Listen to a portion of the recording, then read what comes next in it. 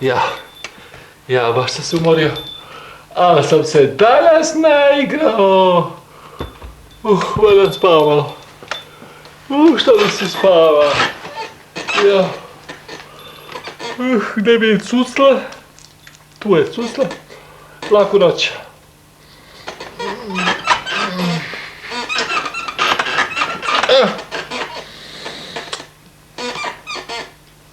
Ma ne mogu, nekako se uspava. Nikako. Gdje su tata? Nema tate, nema mame. Nema ko da mi priča priču. Šta da radim se? Morat ću sam sebi da ispričam neku priču, smislim neku priču. Ne mogu se uspavam. Znate li vi, deco, šta je to porodično drvce, a?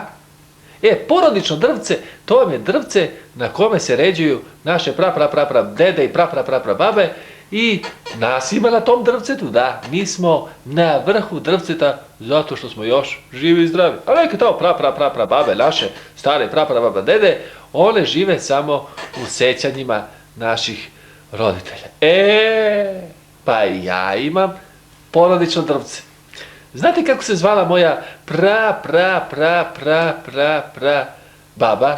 Moja baba zvala se Šećerlema, što je ona bila slatka. U nju se zaljubio moj deda koji se zvao Eurokrema. Jao, što je to bila ljubav na prvi pogled. Znate ono, kad sretnete voljenu osobu, a ona vas nešto tresne u srcu. Tako njih treslo u srcu i oni su se uzeli i njihovo dete, sinčić, sladak je bio, ma da ga poručkaš prosto. Znate kako se on zvao? Bon. Taj Bon, to je moj deda, on je mnogo voleo da putuje. Čim je malo porastao, sedne on na konja, izljubi se s tatom i mamom, kaže: "Ćao, aj zdravo, odo ja u beli svet." Jeste, da. I odo on lepo u beli svet i kad je prošao 5, 6, 7, 8 gora, 5, 6, 7, 8 mora, dođe do jednog kraljevstva, a tamo kralj plače li plače. "Šta je, gospodine kralje?" pita ga Bon.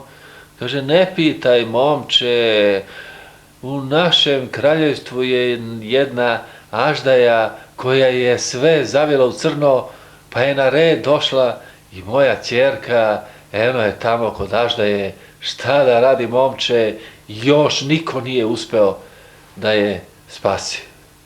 Bon kaže: "Ma šta brineš, kralje, ništa ne brini, nema problema, sad ću ja to srediti." I stvarno, uzme lepo, odmah, momentalno skrati aždaju za glavu i kralj od sreće nije znao šta će. Nego uzme, pa da tu princezu da, znači, znate kako se ona zvala? Princeza Sladoletka od vanile. Tako su se uzeli Bon i princeza Sladoletka od vanile i mnogo su lepo živeli i slatko, normalno. I posle nekoliko godina dobiju oni treći ili četvrti sinčić jedan koji se zvao, šta mislite kako se zvao? Princ Šlag od banane. On je bio mnogo pametan i lep. Ja sam na njega lep, znate. Vidite što sam lep? Ja sam lep na tog mog dedu, princa Šlaga od banane. Znate što je on volao mnogo? Taj princ Šlag od banane mnogo je voleo da juri leptire i imao je najlepšu kolekciju leptira u celoj zemlji. Da, taj jurio samo sa leptirima. I jednom tako kroz šumu jurio on, mnogo lep leptir je bio i bup, padne, saplete se i razbije nos. Dao se u neviđenu dernjavu. U blizini nije bilo nikog da mu pomogne, osim jedne pastirice koja je čuvala stado ovaca. I šta mislite kako se zvala ta pastirica? I šta mislite da je ona postala moja baba? Jeste, to je pastirica koja se zvala Milka Čokolatka. I tako Milka Čokolatka i princ Šlag od banane se lepo uzmu i zamislite samo šta je ljubav. Princ Šlag od banane ostavi kraljevstvo, ostavi sve i ode da živi sa Milkom Čokolatkom zajedno u šumi. Zamislite, to je ljubav, vidite kako krajstvo. Ljubav iznad svega, da. I lepo su oni živeli, baš im je bilo lepo. Čuvali su zajedno ovčice i dobiju oni jednu ćerkicu. Što je ona bila slatka. Znate kako se zvala ona? Trnova Ružica. Čekajte da probam cuslu, možda ću se sad uspavati. Neće. Ajde pričam dalje. Ta Trnova Ružica, ona je brzo shvatila da se ne živi od čistog vazduha ili čiste vode, nego je rešila da se snađe.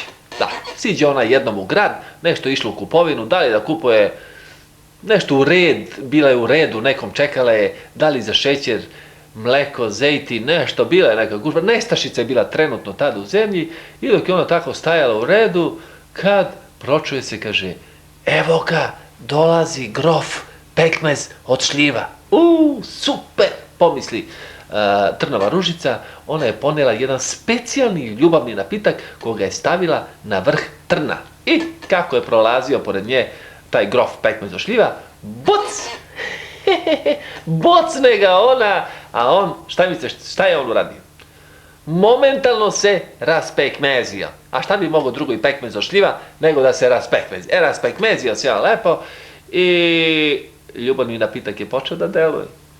Uzeo je, zgrabio je odmah Trnovu Ružicu iz reda, normalno kupio je preko reda, pošto je grof, znate grofovi imaju prednost, on je kupio preko reda to što je njoj falilo i odvede je u svoje kraljevstvo i mnogo su lepo živeli.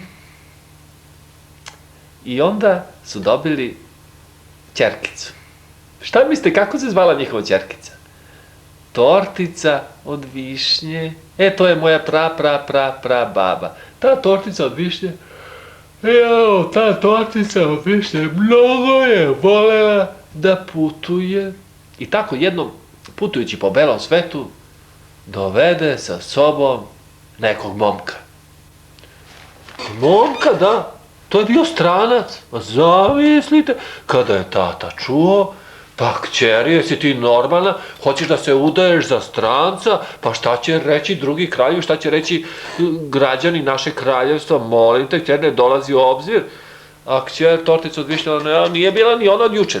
Kaže, tata, ti znaš da je naše kraljevstvo u krizi? Stranac, a nisam vam rekao kako se zove taj stranac. To je bio Mister Marshmallow. Njega je tortica od višnje dovela kod tate jer se zaljubila u njega mnogo i rešio je da se po svaku cenu uda za njega. Kaže ona svom tati, tata, pa ti znaš da on ima deviza, tata. Znaš da ti je kraljevstvo u krizi, tata. Nemoj tako, tata, razmisli malo, tata.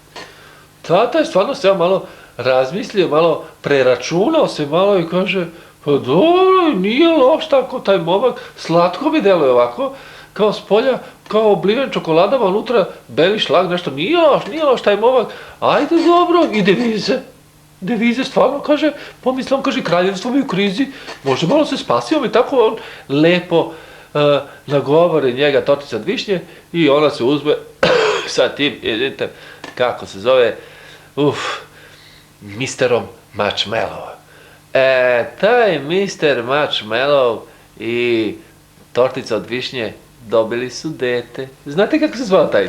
Taj se zvao Medenko.